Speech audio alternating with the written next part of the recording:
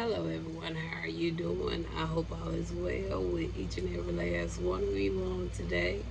We're going to come in and I think this is going to be the final message for today. All praises to the Most High. This has been a very wonderful, awesome day. Just so thankful to be here, to be in the midst. All right. So we're going to come in with a biblical Torah. Let me get a sip of this. Nice and hot. So we're going to come in with our biblical Torah. We only have 4 cards, okay? So the first one we have is going to be coming out of, well, let's go accordingly. We know this come first, then this, then this. Okay, I think that's the right order. All right. I'm assuming that's the right order. If not, but the first one we want to talk about is Ishmael. Okay, talk about Ishmael in Genesis. Okay, chapter 16 talks about Ishmael. Chapter 17, verse 20 talks about Ishmael, and chapter 37, verse 25 in the book of Genesis. So before we get started today, we're going to go a little bit. We're not going to read the actual biblical terms, but we're just going to get an overview from the Google. And we're going to look at some of the AI overview. And then we're going to get a clarifier, and then we're going to get into the message, okay? All right. Now, we're going to look at this here from, again, starting from Google, which is going to look into some background on each card, okay? So in the Bible, Ishmael, he is the first son of Abraham, okay? Ishmael is the first son of Abraham, born to Sarah's Egyptian handmaid, okay? Hagar, all right? So we know how that story went, right? His name means God hears, okay? Through God's promise to bless Ishmael and make him a great nation between 12 tribes, the divine covenant and Messianic line were fulfilled through his half-brother Isaac. All right. And then it goes on, it talks about some of the key biblical events surrounding Ishmael's life. Okay. Talks about his birth. Again, we just talked about that. Okay. With Sarah unable to conceive, she offered Hagar to Abraham so he could have an heir. All right. Ishmael was born to Abraham, was 86 years old. All right. And then it goes on, it talks about the desert encounter. Okay, the desert encounter. After Isaac miraculous birth, Sarah, she demanded that Hagar and Ishmael be cast out due to the family's tension. While wandering in the wilderness, they ran out of water.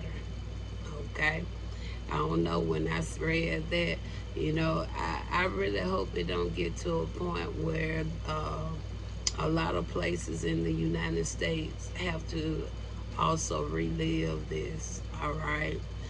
Because we already know not only are some of the rivers starting to dry up, a lot of people are starting to complain. Like I say, I don't know if it's either here or there, I don't know. But I know it's been a lot of issues about water. And I feel that the more a lot of these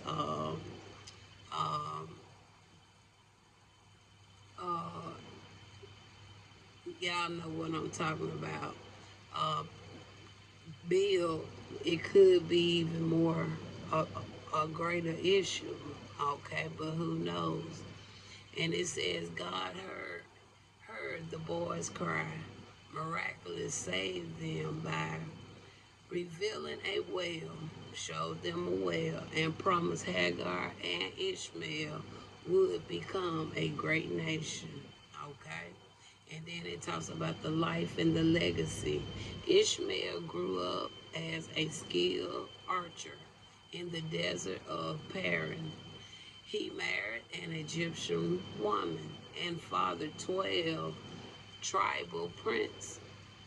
He and Isaac reunited, so they reunited again, right? Later to bury their father Abraham. Ishmael died at the age of 137. That was a long life, wasn't it? All right.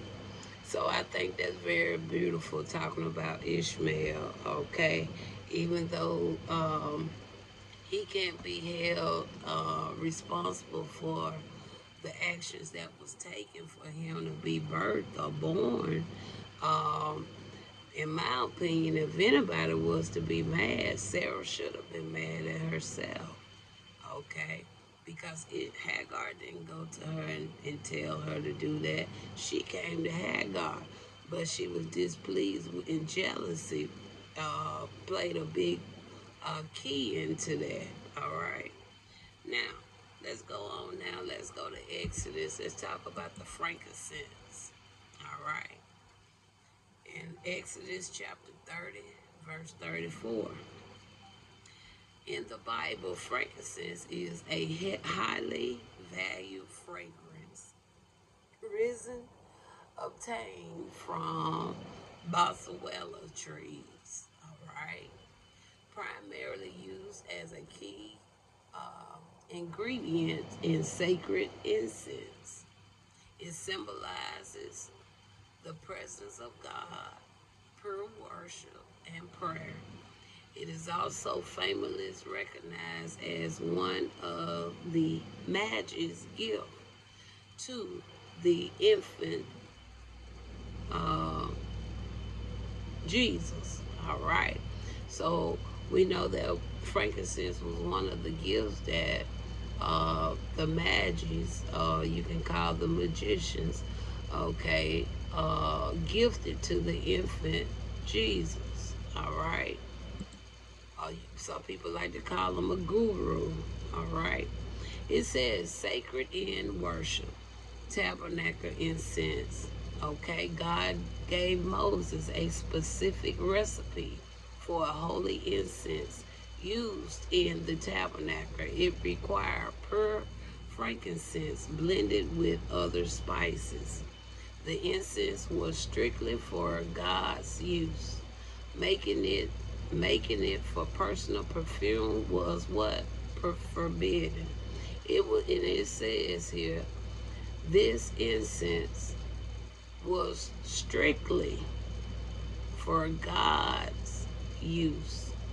Making it for personal perfume was forbidden. Hope that catch some people's, all right? Now, if I had known like I known, I never would have ordered no oil from nobody back in the past. But that one order I did order in the past, it made me realize I'll never order no more oil from nobody. Grain offerings. The Israelite frequently included frankincense when presenting grain offerings to the Lord. When burned, the ascended smoke produced a pleasing aroma, all right, representing prayer and offering going up to God, all right? And then it talks about the showbread. Frankincense was placed in the golden table besides the bread of presence inside the sanctuary. Okay. And if you want to know more about frankincense, I told you about Exodus chapter 30, verses 34 through 38. Talks a little bit more about it. Let me make sure I add that on there, because I just got one.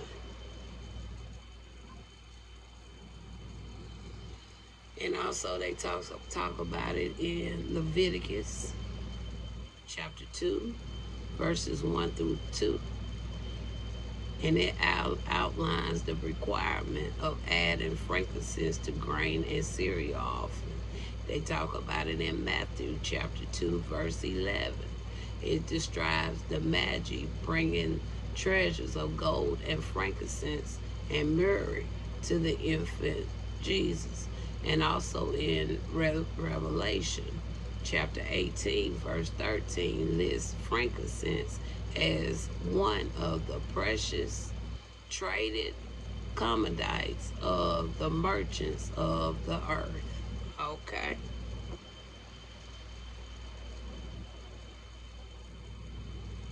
So let me get these real quick, you guys, while I see it.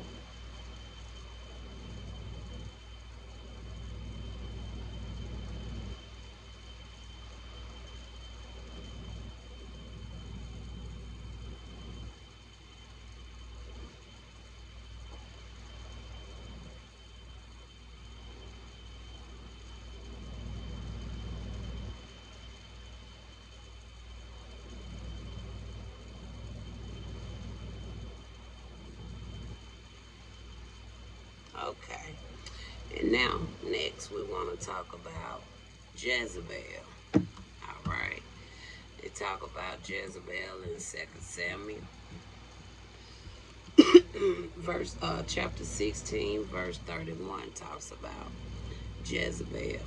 In the Bible, Jezebel was a Phoenician princess and the fiercely developed wife of King Ahab of Israel. She is infamous for aggressively promoting the worship of Baal.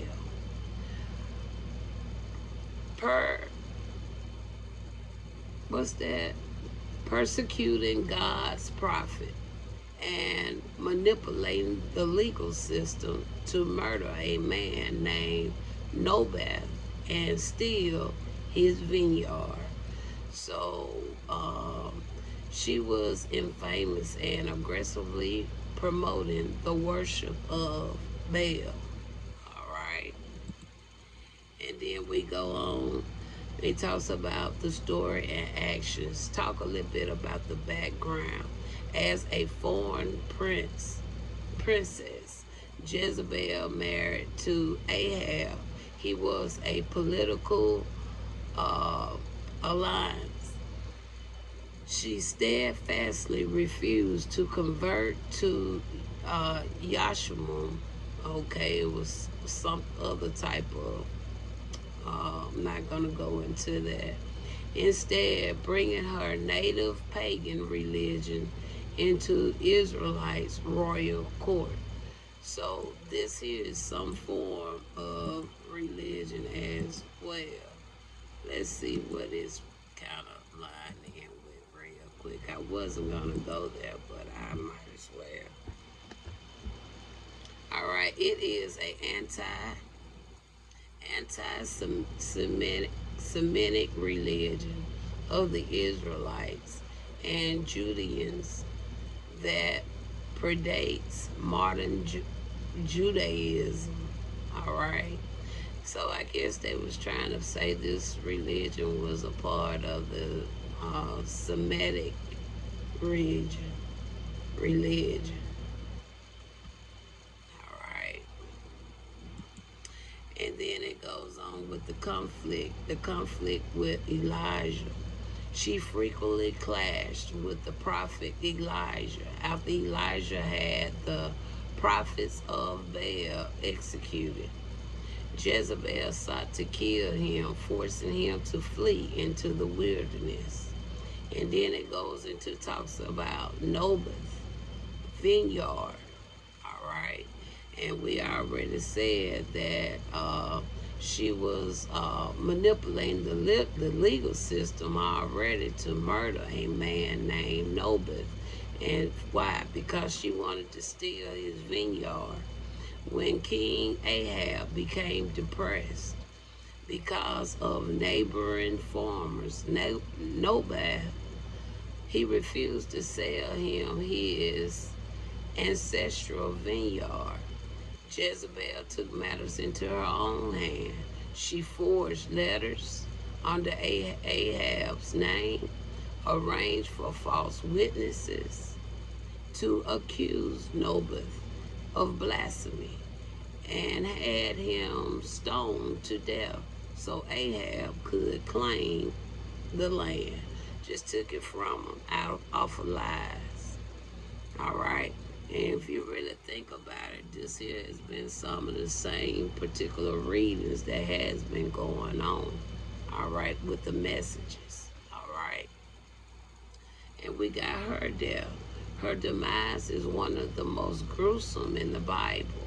And we kind of know all what happened with that, right? Okay, so if you want to read more, I'm reading right off of Google, all right? You can go and look it up. And then it goes into the modern and the cultural legacy, all right? It talks about first the name. Over time, the name Jezebel became synonymously with manipulation, female treachery, and promiscuity, something like that. Talks about it in the New Testament. The name is used to symbolically in the book of Revelations to describe an unpleasant false prophetess in the church of Tartaria, who leads peoples into sin. And then we have the modern theologian debate. In some modern Christian circles, the phrase Jezebel spirit is used to describe a spiritual influence of manipulation and control. However, the application of this label is often debated. Some Christians argue on platforms like Reddit and Christianity that projecting these archetypes is harmful of unbiblical. All right, Jezebel.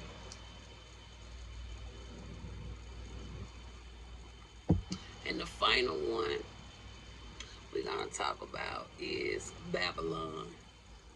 All right, Babylon. You can read about Babylon in Ezra chapter 2, verse 59.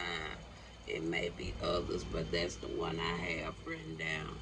In the Bible, Babylon served as both a literal historic empire, and its profound spiritual symbols. It first appeared in Genesis as Babel, the site of humanity, prideful rebellion against God, resulting in the confusion of language. Later, as the capital of Mesopotamia, it is the empire that destroyed Jerusalem and exiled the Jews. All right. Kind of like, again, what we at today. Some people like to say God. Some people may want to say Christ. I like to say the Most High. So we're kind of back in again, kind of back into those times and eras, okay, where we having these disputes and things, right? And then it go on and talk about the literal city and the exile, okay? You can read about that. Then it go on and talk about Daniel's prophecies and go on and talks about Babylon in the Great Revelation, all right? So those are our 4 overviews. So now we're just gonna pull one card, and then we're gonna get a deck, a tarot deck, and we're gonna get some clarifiers, and we're gonna close out this Biblical Torah. All right. So Spirit, we have the Soul Journey deck here, and we just want one clarifier for each card. Just one. Give me a clarifier for Ishmael.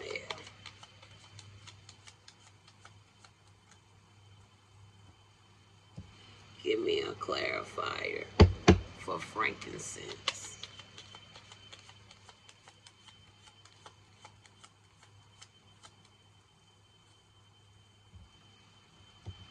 Give me a clarifier for Jezebel.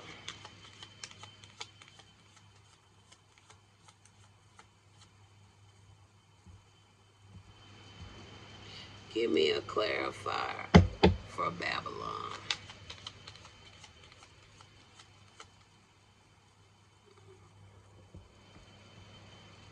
All right. So we got our 4 clarifiers, and I'll tell you what we have as we go through these, okay?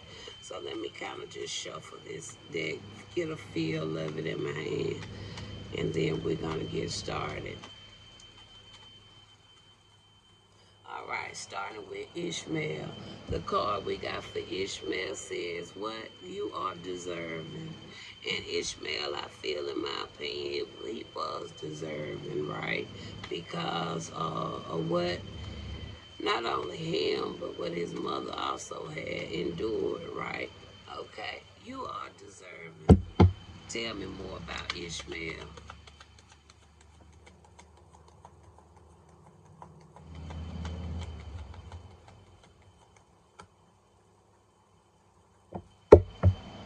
We got the Judgment card.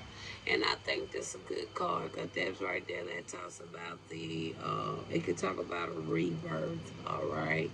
And not only it talks about a rebirth, it also talks about the calling, all right? Because Ishmael had a covenant, right, with God. God promised him something, okay, right? Promised that they will be there when it comes to the nations or something like that, right? Okay. And then this card also talks about a new phase. So they did encounter like a new phase of life, okay? All right. So tell me anything else you want to add with this. Actually, 2 cards come out. I don't want 2, Spirit, just 1. So you are deserving. You got the Judgment. That's like that awakening, assessment, new phase. Anything else for Ishmael?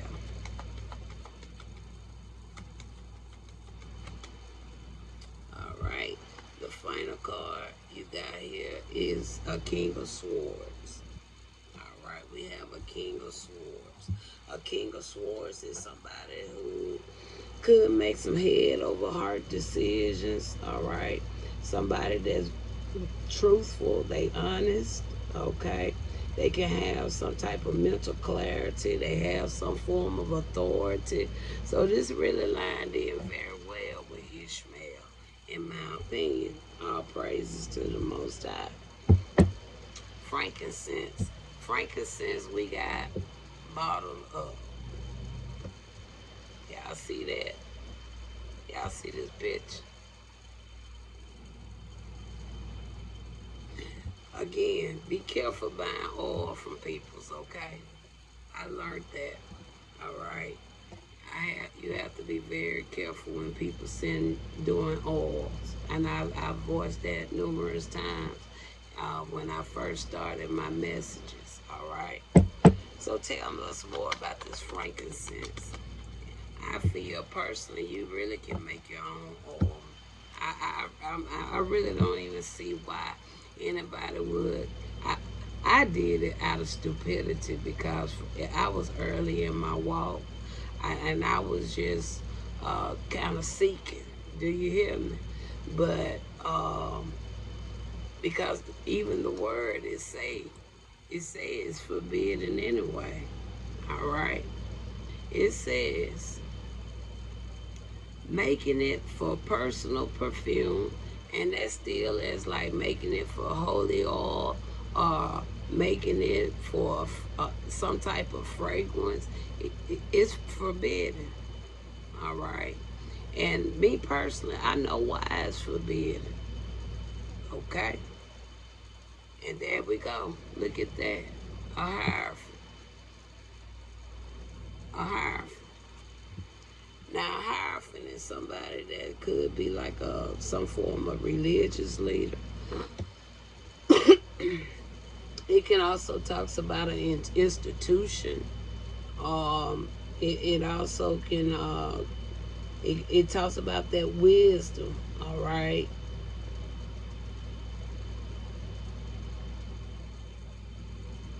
So yeah, be careful. Even can talk about rituals. All right. So clarify how this hierophant is coming out of your spirit. And then it got what? The chariot. All right. That talks about movement, progress, right? So that really right there just tell me you really don't have to be getting these holy oil from nobody. You can make your own holy oil. All right.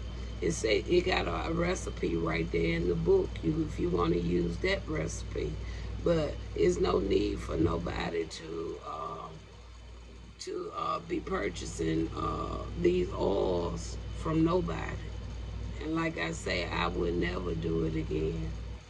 Never in my life will I do it again. It says here, what we see.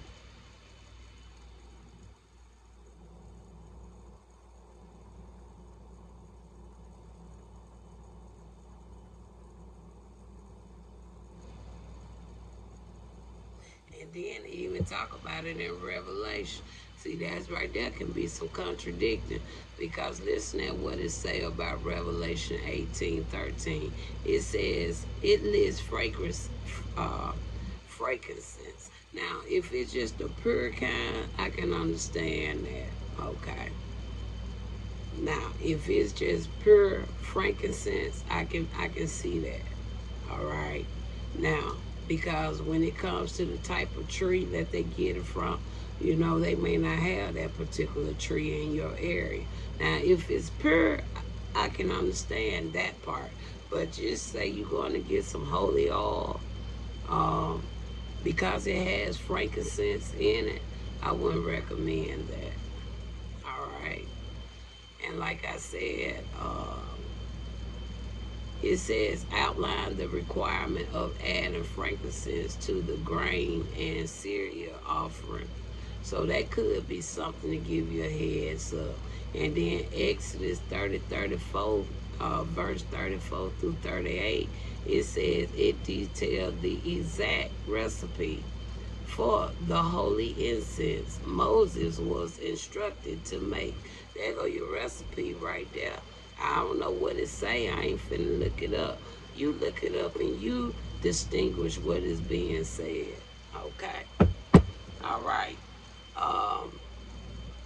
Now, with this here, we got bottled up. We talking about frankincense. And like I said, and I asked Spirit, which way is this hierophant really going here when it comes to this frankincense? So now the chariot, it could talk about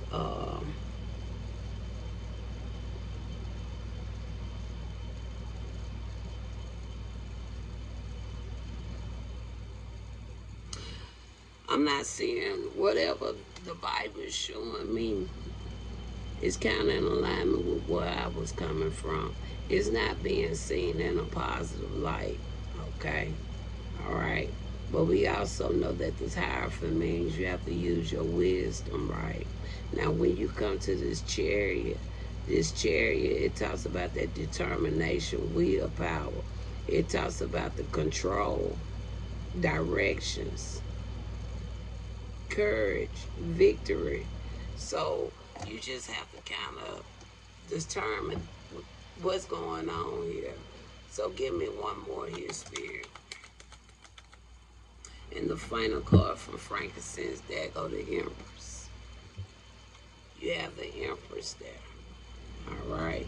So somebody could have been trying to do something, utilize that to gain what? Some type of control or something like that.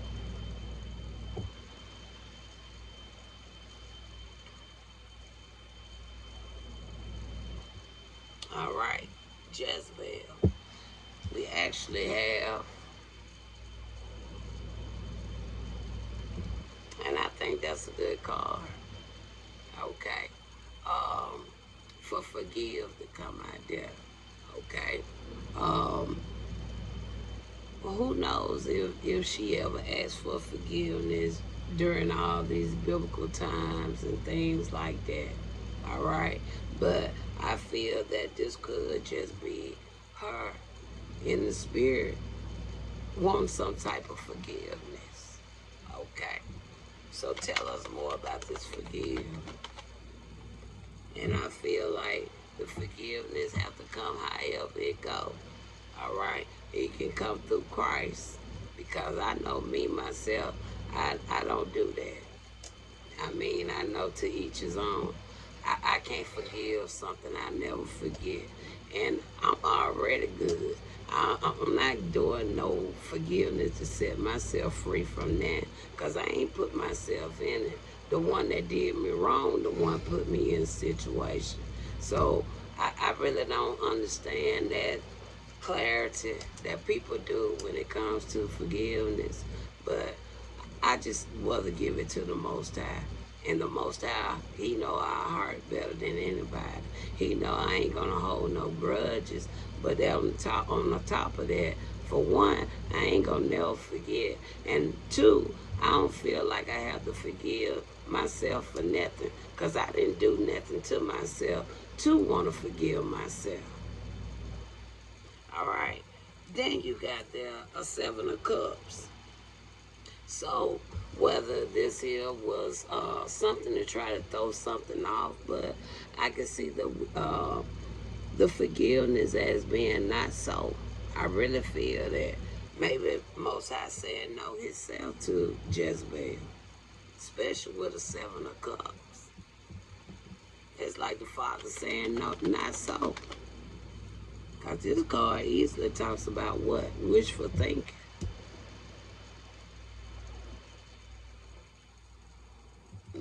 Then it can talk about illusions. So I really don't even think she got the forgiveness from the Most High. And she didn't. She couldn't have had, because that go 8 of Swords.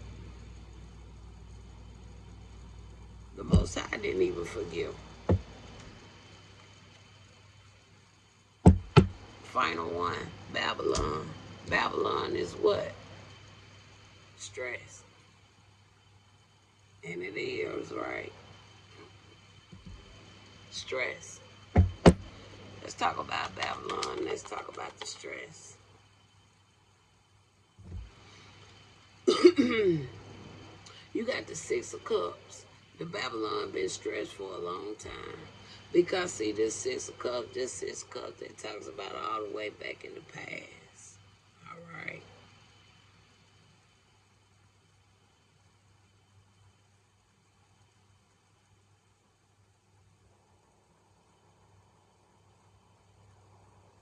All right. And then after that one, we got what? A Page of Wands. So Babylon may be stressed. Could be stressed about some of the messages that's going forth. Seeing that some people are still being an inspiration to others. Some people are still creating their own ideas. People are discovering things now. They're finding out more about this country. They're finding out about the truth that things have been taken and stolen. They finding out things now. So that right there lines up very well. Anything final on Babylon. And the final card, there it goes, 5 of Cups. What that talks about? It talks about the acceptance. It talks about loss, the sorrow, moving on, finding peace, personal setbacks. And here we go. What it say? Self-forgiveness.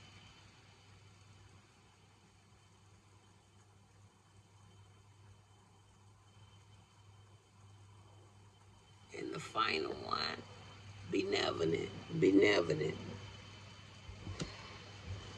Okay. That's what you got there. Okay. Because some people believe in that self-forgiveness. But I'm one that don't. Okay. But because I give it all to my Father anyway. I hurry up and get it off of me. I don't have to forgive myself for what other people done put me through. I don't have to forgive myself for things that, for one, I wasn't even a cause or a reason for certain things too. And I'm not going to forgive the people that did it to me. No. No. I want justice. And I'm going to keep speaking justice until the Most High intervene and give me my justice. Because the way they did things to me, I don't really have the proof that the world want people to have when people done torture them. When people done did everything under the sun to attack them on the daily for 2.5 months. And you get put out of your home and your landlord keep your deposit because the judge is on their side. See, when you don't have, I can't do nothing but keep crying out to the Most High. And I'm going to keep crying out to the Most High until the Most High make these people pay for what they did to me. And everyone has one of them that participated in it. Because, like I said, I'll never forget what y'all did to me for no damn reason. Talk to you later.